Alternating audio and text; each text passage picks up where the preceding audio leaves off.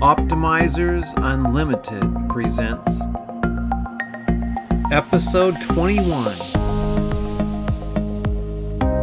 Greatest Heroes, told by Brian Orton. Welcome. This is an awesome story. We all have heard about General George Patton, but in this story here we talk about George Patton, but then we also get into some things that were not as familiar.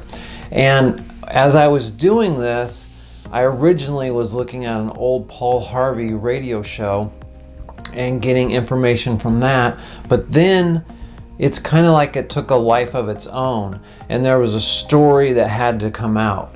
And I really enjoyed the process on this, and I hope you find this a fascinating story too. Enjoy. Heroes are people who rise to the occasion and slip quietly away. Tom Brokaw. George S. Patton was born on November 11, 1885, in the suburbs of Los Angeles, California. As a young boy, George Patton set his sights on becoming a war hero like Julius Caesar, Hannibal, Napoleon Bonaparte, and Alexander the Great. His idols were physically strong, so he made himself strong. They were brave, so he became brave. Their images forged his character and transformed him into the soldier who would one day lead troops into battle. During his childhood, he also heard countless stories of his own ancestors' victories in the American Revolution and the Civil War. So completely did George identify with those who had gone before him in military service that he made their courage and accomplishments his own. Striving to follow in their footsteps, he attended the U.S. Military Academy at West Point. He excelled at military drills, strategy, and fencing, and graduated in 1909. As a young lieutenant during World War I, George walked forward in the woods with machine gun fire bristling past him. One burst nearly tore off his leg, but he clung to consciousness and continued to direct his troops until relieved. Patton was the first officer assigned to the new Tank Corps during World War I. Patton studied this new technology and established himself as one of the leading experts in tank warfare. He ended up organizing an American tank school. George always loved horses, but in 1937 he was kicked by a powerful horse and fractured his leg. Patton developed complications from the injury, which nearly killed him. The incident almost forced Patton out of active service, but a 6-month administrative assignment at the Cavalry School at Fort Riley helped him to recover and strengthen his reputation as a man that nothing can stop him.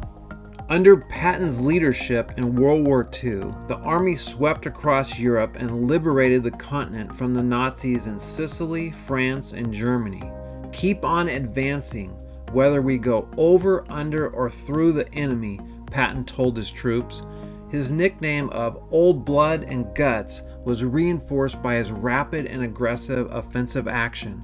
Patton saw the battlefield in a unique way by visualizing in his imagination what needed to be done before others saw it. Patton is a legend and a true war hero for his brave military leadership and ability to win battle after battle. There is another side to him, though, that is often untold but played a critical role in his life. For he had a great personal adversary to contend with that few knew about or understood. It was a massive obstacle for him to overcome and nearly derailed him several times in his life. Some think his biggest challenge was going against his father's wishes and not becoming a lawyer. For George S. Patton Sr. was a popular and successful lawyer in California. It only seemed natural to him that his only son join the lucrative law practice. However, this was not his greatest challenge. How curious the source of that earliest inspiration for a boy whose father encouraged the pursuit of law. There was another, an ally who fought beside George in his first childhood battles, who cheered him on as he acted out the game of war, whose robust nature, athletic ability, and equestrian talent helped to shape one of the greatest cavalrymen of all time. That comrade of George's youth, who related the stories of Alexander the Great and Julius Caesar, had to help him. For George's very first enemies were words, sentences, and paragraphs, and he never completely conquered them. Until he was 12, George Patton could neither read nor write. Patton had dyslexia. His years of schooling were completely miserable. He did poorly in most subjects growing up and was coined lazy and an idiot by others. Before he could be the great general he wanted to become, he had to go through extensive military training at the West Point Military Academy. In his first year at West Point, Patton adjusted easily to the routine and physical demands, but struggled mightily with reading, writing, and mathematics.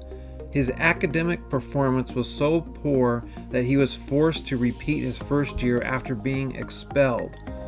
The following years at the military academy were very trying for him academically, as he struggled to maintain the grades necessary to remain enrolled. It was here that General Patton's dream of becoming a general was almost stopped. General Patton's severe dyslexia affected his grades so much he almost didn't graduate. His spelling and punctuation were obstacles he struggled to master. General Patton's schooling may not have highlighted his creative military brilliance and knowledge, but he never let poor grades or unsupportive classmates waver his goal of becoming a United States general because one person always believed in him. This person helped him shake off self-doubt, thoughts of inadequacy, and feelings of rejection. His greatest ally, the constant companion who read to him what he could not read himself, who first taught our nation's greatest cavalrymen how to ride. The friend of his youth who recognized the first beginnings of greatness in a small boy and prepared him for the world of men was a woman, Ruth Wilson Patton, his mother. How different the world would be without her encouragement, influence, and support. Thank you to all the unsung heroes behind the heroes. All the people who see the greatness in someone and help bring it out in them. All those who go above common consciousness and see possibilities where others see dead ends. Who sees the genuine gift a person has rather than the view that that person is incomplete or broken. Thank you to all the Ruth Wilson Pattons out there who see the unique gifts in others and help them flourish. A hero is someone who has given his or her life to something bigger than oneself. Joseph Campbell. Hey, if you could help me out by liking this video, writing a comment, sharing with others, and most of all, subscribing for more videos like this. Thank you very much. Check out all the other videos we have on YouTube as well.